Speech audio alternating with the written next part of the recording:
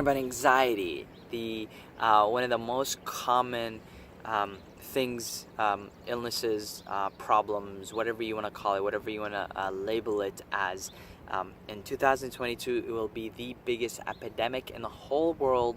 This is coming from the World Health Organization, or World Organization of Health.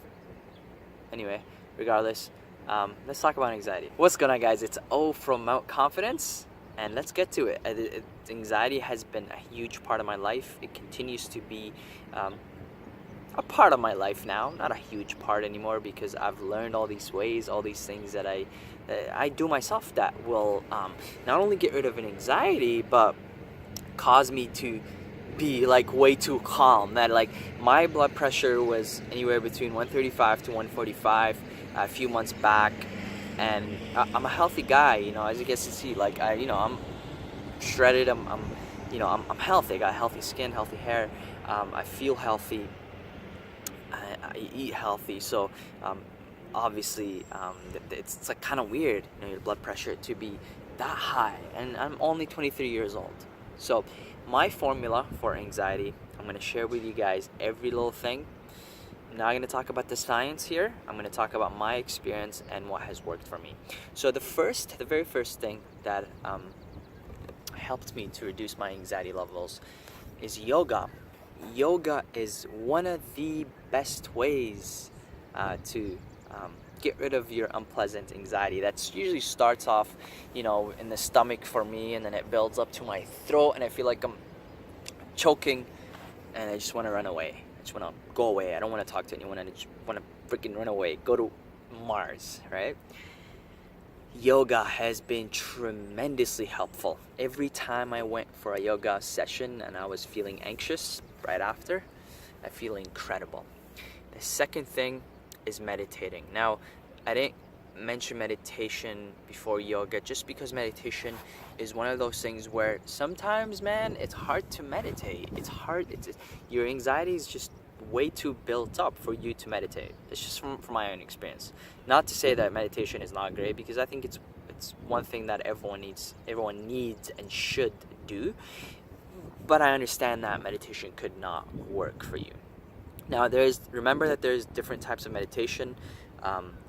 There is breath, where you focus on your breath. There's one where you focus on your senses. There's one where you use your feet on the grass and just walk around. It grounds you. There's many ways you can play the guitar, play an instrument, listen to music. Again, right, senses. There's also just observing your thoughts, really, like not paying attention to anything but your thoughts. It's just like you don't want to get attached to them. It's just like you're kind of, oh, okay, I'm having this thought. That's interesting. Oh, okay, I'm having that thought, right? There's all types of meditation, Kundalini meditation, lots, right? Active meditation, going for a walk, going for a hike. But from my own experience, the best meditation that works for me, I would say, is lying down and listening to binaural beats, which is a technology where it plays a different frequency on one ear than the other, and obviously you need headphones, so that your brain is like, wait, I need to make up for that little space between the frequency. So when it does that, it puts you into this, I think it's a delta wave, where literally your brain chemistry changes and you become calm. So it's technology that they showed to the monks that meditated all their life, and the monks were really impressed. So it's something to look into. That's from my own experience. The best meditation that I found is binaural beats. The third thing, anxiety, cold showers, man. Wow, they are incredible for anxiety.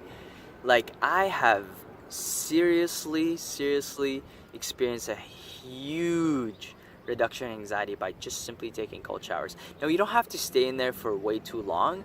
Here's what I do. I run somewhat cold water, a little colder than room temperature, a little chilly, right?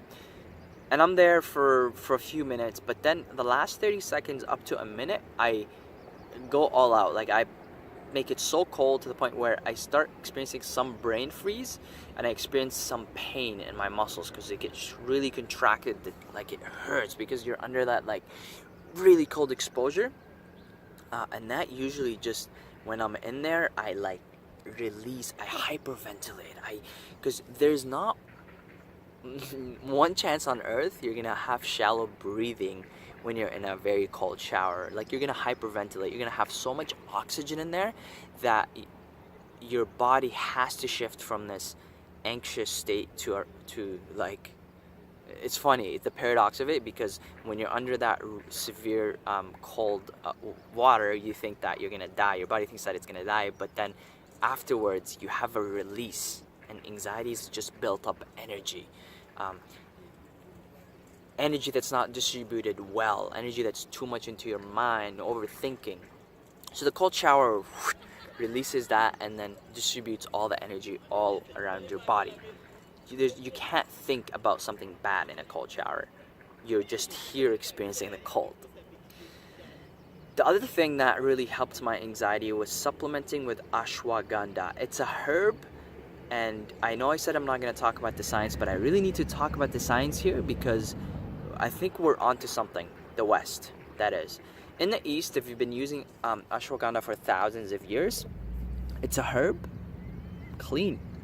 It's not chemical. It's not it works better than an anti-anxiety pill, better than an antidepressant, without the side effects. Now, I'm not telling you to get off if you're on pills, I'm not, like, consult your physician. Like, if your physician thinks that you should be on those pills because, like, your case is severe, like, I'm not telling you not to. But look, I was never a fan of pharmaceuticals. I think Western medicine should only be used for emergencies, and I think Western medicine, we can learn lots from it. I mean, it's great, but Eastern medicine we completely, like, got rid of, because our intellect evolved to a point where now it's like we have all these chemicals and things we can make in the labs to cause any reaction in the body and the mind, which is, by the way, all these herbs, everything here on the planet in nature, there is a cure for every little thing.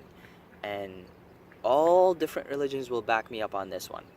All these people back in the history, in the tribes and different cultural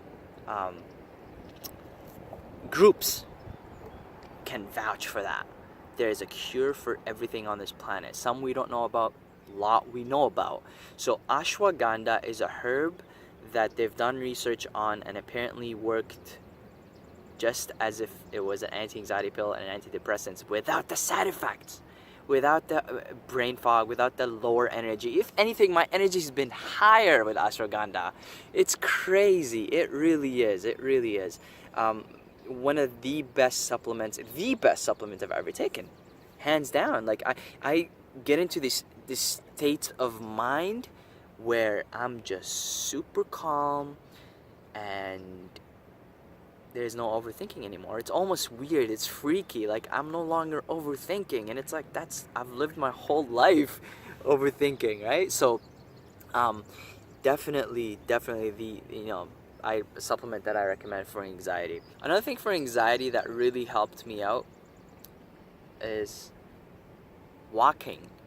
Going for a walk, going to the park, sitting down and just kind of like telling my mind, hey, like, I know you're freaking out right now, but I'm just gonna observe you freak out. And it's like the second you start observing yourself freak out, you take away its power. You take away your mind's power, and you start to calm down slowly. Something that you gotta experiment with.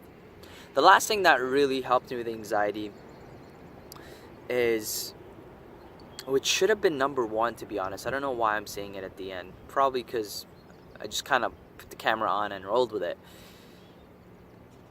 Pay attention to your digestion. If your stool is not healthy, and you can look up what a healthy stool looks like, if you're gassy all the time, you're experiencing discomfort, some pain in your stomach, some bloating, your digestion's off. Your digestion takes away 80% of your energy. So if that energy is not distributed and it's being, taken away from your digestion, guess what? You're going to experience all sorts of problems, psychological and physiological distress, anxiety, depression, the list goes on and on and on. The leading cause of heart disease is poor digestion. So pay attention to your digestion Eat the foods that sit well, that are healthy, that nourish you, that give you the vitamins and minerals, give you vitality, make you feel vital, and your anxiety will be reduced up to a half. At least that's from my experience. So for me, really, the stepping stones were paying attention to my digestion, obviously exercising, which was, one of those regular things that I've done. Nothing new, but really like paying attention to my digestion by eating the right foods, taking ashwagandha, cold showers, and those three were like the main ones that really took a huge difference. Obviously, it's an accumulation of all the things I've mentioned and all these factors that have changed, that I've implemented, integrated into my life. But I think those three were really, they really took me off to another level. I hope this video has been helpful. Please give the video a thumbs up to support the channel to help your bro grow. I am absolutely loving creating content like this, experience, stories. Hopefully it'll help you out. That's what I want to do. I don't want to see people suffer because there's already too much suffering in the world, as hippie as that sounds, but that's the truth. Click that subscribe button if you haven't done so. Got tons of videos as a projects coming up soon, and like always, from out confidence out.